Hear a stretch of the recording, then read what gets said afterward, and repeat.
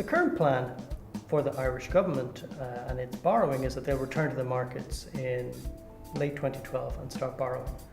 But the interest rates on Irish government debt suggest that that's probably not going to happen.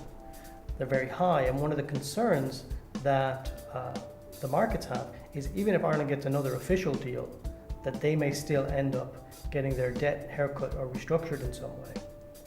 One reason for that is that if Ireland gets another deal, it won't just be borrowing from the IMF, which is a preferred creditor, but it will also borrow from the new European Stabilisation Mechanism, which is also intending to be a preferred creditor.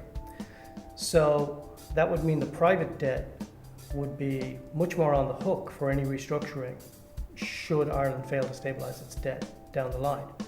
Now that's not a great outcome for Ireland. It's probably an even worse outcome for the EU, because it would end up with a situation where if there's no private debt getting lent to Ireland, the EU takes on all of Ireland's debt, and that may not be attractive to them.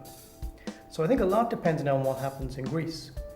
If there's a Greek restructuring and there's no financial crisis, the EU may look at the Irish situation and say, we could also have a restructuring in Ireland, and that could involve, for instance, lengthening of the maturities of existing private debt, and that could keep the private debt that the Irish government owes around and mean that the official debt doesn't take on quite as much.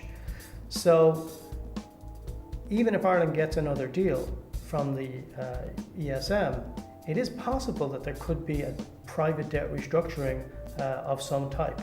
But this is a situation that, what's happening in Greece and what's going to happen over the next 12 months or so will have a big influence on what happens with Ireland.